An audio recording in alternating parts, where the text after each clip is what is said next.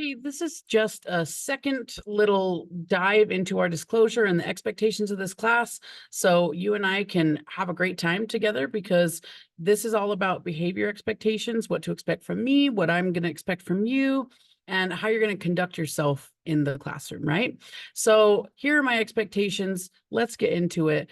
The first thing that I need for you to do is just sort of kind of be aware of the disclosure, be aware of what the grading policies are like, what the citizenship policies are like. It's really important for you to just know. Knowing is like half the battle. So make sure to read the disclosure. And then also remember that, sometimes when teachers enforce rules, kids have a hard time separating the rules from the person of the teacher. And if you want to blame me for the rules or whatever, that's your business. But just know that even my rules are there to help you. There to save you from your instincts. They're there to help you develop into a better person and a better student. So just know I actually care and I want you to be successful. And that's why I'm engaging in this process with you. So here are the basic behavioral guidelines and expectations for this class.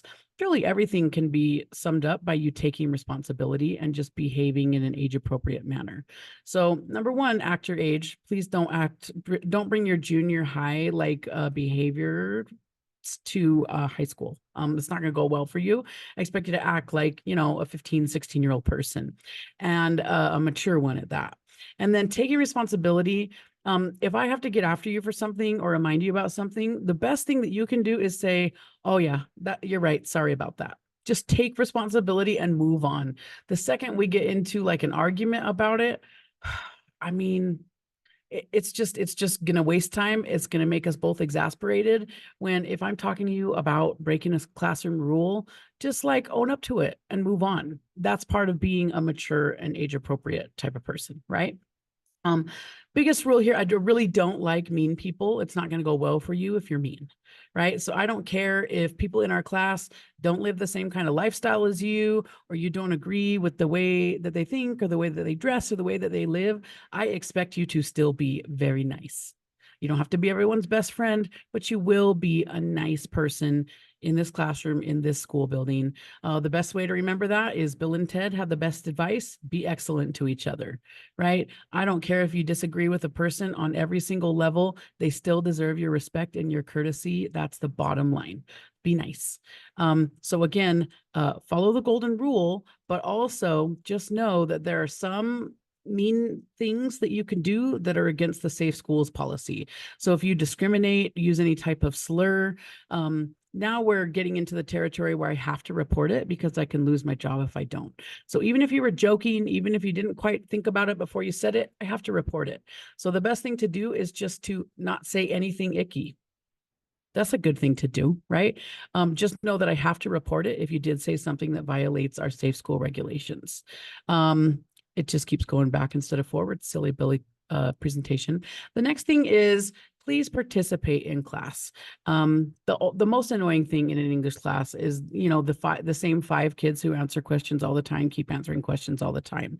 And if you're someone who doesn't love to do that, be the person that participates, raises your hand, participates productively. The class is only as fun as we all work together to make it be fun, right? So participate. And when you do participate, you need to participate in a positive way, right? So don't bring others down by your actions or your words. Not cool, man. You got to be prepared in class. If you arrive in class without a pencil or a pen, I'm going to have this face because you've been in school for a long time. For the love of all that is holy, please just be prepared for class. Be ready to learn. If you forget something one or two times throughout the year, no problem. But if you make it a habit, I'm going to have this face. I'm going to be annoyed. Please don't make me feel salty. I don't like that. Keep in mind that the required materials for this class are a charged and ready to go laptop. That means updated. That means fully charged, a pen and a pencil, a binder where you keep everything that I give you, 5 different colored highlighters, make them fun. And then if I ever give you a book, I expect you to have it in class every day because we will be using that. Just know I will give you a lot of handouts. It's part of my vision for you as a student. I want you to have all the information you need and still have your screen clear for writing. So that's why I kill all of the trees and I am not sorry. I have assigned seating in this class. I know that drives some of you crazy, but keep in mind that the assigned seating isn't to oppress you. It's to make sure everyone has a place. I think everyone's worst nightmare when they walk into a classroom for the first time is being the last person in there and everyone already has chosen a seat and they don't have anywhere to be and they don't have anywhere to exist and they don't have a place. My assigned seating makes sure that you have a place in my classroom, and that is really important to me. So while you might not get to sit by your friends, assigned seating is important. I always am very thoughtful about where I seat people and who I seat them with. So even if you don't like it, just know that there was a plan in place and there's a specific reason, and you need to honor that and honor the process. So please don't argue with me about your assigned seating. Please don't ask to move. If for some reason your assigned seat is to the point where it's impeding your progress, come talk to me privately and we'll switch the seats around. But if you just want to sit by your friends, so please sit in your assigned seat. I'll make sure you know where that is. Please respect the process. There are a few things that just as a human to another human will really bother me. And if you avoid doing those, I'll just tell you what will bug me right up front. And then if you don't do it, you and I are going to have the best time ever. Right? The first thing is don't talk while I'm talking. It's rude, right? I've done a lot of school and had a lot of practice in this job. So I need and deserve the respect of you listening when I'm teaching, so don't talk while I'm talking. Don't be rude. Goodness gracious. Thanks, Canva. The next thing is I put a lot of work into my classroom to make it be a nice place to learn and an organized place. It really bothers me when students break or peel or vandalize my stuff. Please don't write on my boards without permission. Please don't pick the stickers on the tables. Leave them there. They're there for a reason. I put it there for a reason. Please don't erase the boards. Please don't touch the bulletin boards, right? Like, just don't ruin my stuff. Right? Don't be the worst. That really bugs me. And don't draw on the desk. I have a lot of people drawing on the desk, or if you make a spill in class, come get a Clorox wipe and wipe it up. So please don't leave anything icky, and don't peel off my beautiful stickers. For the love of all that is holy, don't be a sticker peeler. No one likes a sticker peeler. The next thing is I try to put fun stuff in my room to make it a fun place to be. Please don't steal that stuff. Over at the side of my room, I have like what I call a lotion garden. That's weird. But it's really just an assortment of lotions that are fun to use and they're there for you to use. Please don't mess around with them and make them icky. And please don't steal them. Don't steal any of my stuff. Please don't steal my pencils or my pens. Like, put all of the writing utensils that you borrow from me back. Most of that stuff I paid for with my very own money. Don't steal from teachers. It's not cool. It's not cool for your karma. I'm just saying. The next thing is, I'm okay if you eat in this class, but don't make it a big distraction. Don't come in with a full, McDonald's value meal and spread it out on the table and think that's going to be fine. But if you want a snack, if you want to have a drink, just don't spill it. Don't make a mess, and don't distract me, and don't distract your classmates with your snacking. As long as you don't make it a big deal, we're good. If you make a mess for me, though, and you expect for me to clean that up, I'm going to ask for a tip, and I'm going to expect it, because guess what? I have a master's degree. I'm not your waitress. Okay, please clean up after yourself. Don't leave your garbage. Don't leave the table icky. I have all the stuff you need to clean up after yourself. Please do that. It's not okay to expect your teachers to clean up after you, man. Please don't congregate at the door to wait for the bell to ring. Just stay in your seat and be cool, man. It really is a pet peeve of mine when students line up at the door as if they can't wait to just, blow this popsicle stand, right? Don't do that. That's rude. Just sit in your seat, be cool. Okay, just be cool. And then another issue is when my students are mean to substitutes. Most of the substitutes in this building are weird. Just lean into it and know that you're required to be nice to them, even if they're weird. I will always give you very clear work on Canvas to work on when there's a substitute. So just get to work, stay working, and, don't make it weird. Don't be mean to the substitute, even if they're weird. I've had issues in the past where students will lie to their parents about the class. Like, if they don't want to do an assignment, they will tell their parents that I won't accept it late, or that I told them they couldn't do it, or all sorts of things that aren't true about the class. So make sure to tell your parents the truth, because if you're struggling in this class, chances are I have to contact your parent. And it's bad enough news for your parent that you're struggling. Don't add to that by making me tell them that you have lied to them about or you've been dishonest about a reality of the class. So be honest with your parents. It's just easier for you in the long run. Hopefully I never have to contact your parents though. That'd be nice. People get weird with the hall pass. For the love of all that is holy, don't make it weird. Okay. Don't take the hall pass and disappear for a jillion hours, right?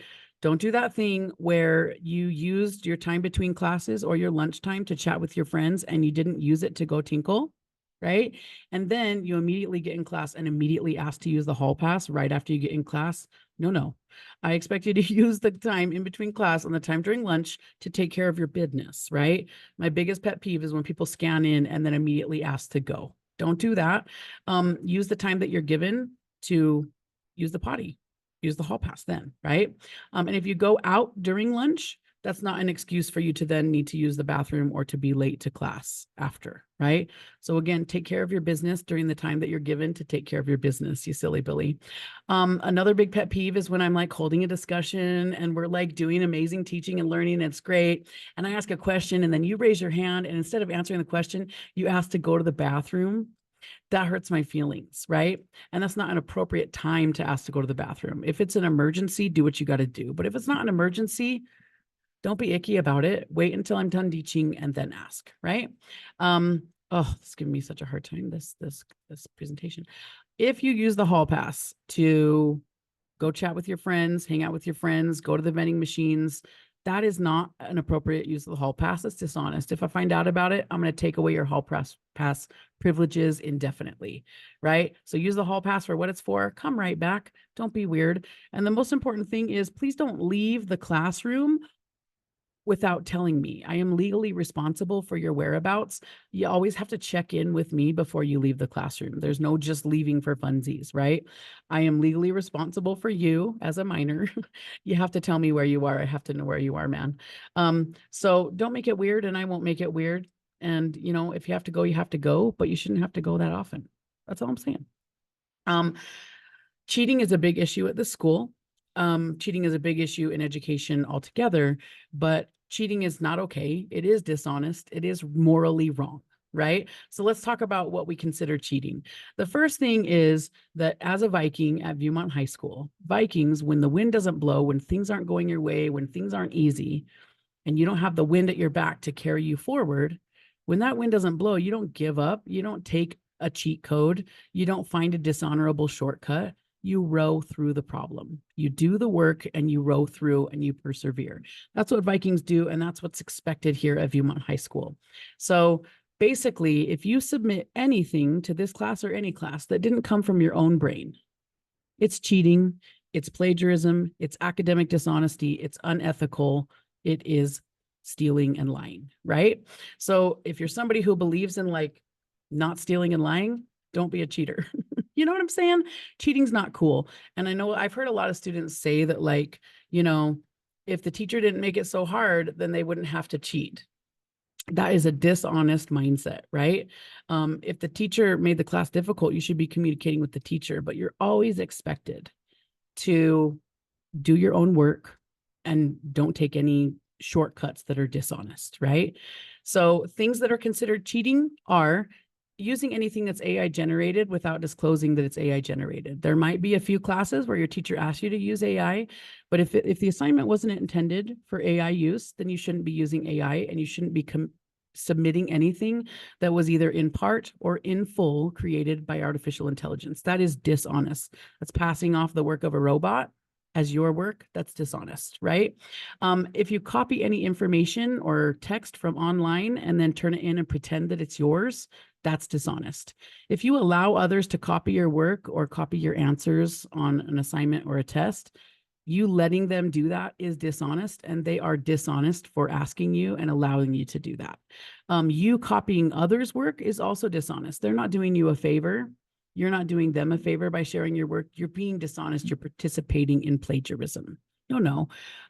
Sometimes teachers are going to ask you to use outside information for your work, but with that outside information, you have to give proper credit. And I'm going to teach you how to do that. It's called citation. You have to give proper credit. And then if an assignment was intended to be just from your own brain and not from anybody else or anywhere else, if you use outside information, when it wasn't intended for the assignment, that's also dishonest. So when we use outside information, we give it credit, and we only use outside information when that's what the assignment intends. Anything other than that is dishonest. And I know a lot of students will have arguments for that, but those arguments just don't hold up if you look at them through the lens of being a fully honest and forthright person. Okay, so the consequences for cheating in this class are, just know that everything you turn in digitally goes through Canvas's plagiarism detector, and it detects for commonalities from between students, commonalities from the internet, and then it detects possible AI use. So don't risk it. Chances are you can get away with it, but also chances are your teacher is smart enough to know when you're cheating, right? So the consequences for cheating are a verbal or digital originality review. Canvas has that originality software. That's the digital review. If I suspect that your work is created by AI, I might run it through an AI detector as well. But sometimes your work will need to go through what's called a verbal review, which means that I'll sit down with you and you need to be able to justify the process for your work, how you created that work, explain to me how you structured it and how you like what it means. Because if you can't do that, chances are it's not your work. So just know that everything that you submit in this class and any class at Viewmont High School is subject to the digital originality review and a conversation with the teacher where you'll have to defend your work. Just know that if you plagiarize, you'll get a 0 on the plagiarized assignment. Even if you're asked to redo it, it's still a 0. Just know that a parent will be notified immediately, that you will have an automatic U in citizenship for the term. That's an administrative U. And if the cheating is significant, you'll be referred to our school administration for other disciplinary action. And then just know that if you show a history of cheating, I'm going to ask that even if it's digital for everybody else, I'm going to ask that you submit all of your assignments handwritten in the future. So it's not worth it to cheat. The consequences are pretty intense. So just like, I don't know, do the work. I don't know, don't cheat, don't be a cheater. Switching gears here, if you have an IEP or a 504, number one, if you don't know what that is, this probably isn't you, so you can tune out for a second. But if you have an IEP or a 504, I have 2 of my own kids. One has an IEP and one has a 504. I respect the IEPs and the 504s, and I will work with you to make sure that you get what you need to be successful. But that involves communication. We have to be open in our communication with the IEPs and the 504s. Just know I'm happy to help you. If you're not happy with how something is being accommodated, communicate with me. Don't expect me to read your mind. But with that being said, you and I need to have a conversation right away about your IEP or a 504. So I'll probably pull you aside and talk to you about it because I respect these and I honor them. And it's really, really important that we stay in constant communication, both with you and your parents about that. So make sure that you're not bothering me when you talk about that. Okay. And oh, goodness gracious, I hit a button and it just let me out of here. But one thing to know is that in this class, there's a lot of times when you'll be doing work or chatting, and I need you to stop talking and listen to some instructions. And the way that I get attention in this class is I say, when the wind doesn't blow, you say Vikings row. And then after you say Vikings row, you are quiet and you don't resume your conversation because that means that you know that I'm about to say something, no doubt, brilliant, right? So just remember, when I say, when the wind doesn't blow, you say, only cool people will have answered back in that moment. Yeah. Okay. So just know that's how I'll get your attention. I use it all the time. So just get used to that. And just remember that I know that students think about teachers as being like, it's us against them mentality. It's really not true. I'm on your side. Yeah, I have to enforce rules and policies. It's part of my job, right? But just know that everything I do is meant to help you. If not currently, it's meant to help you gain skills for the future. We are on the same team. Allow me to be your teammate so we can get you that credit, get you those skills, and get you prepared for next year. Thanks for coming to my TED Talk. I really appreciate it. Thanks for listening. Okay, bye.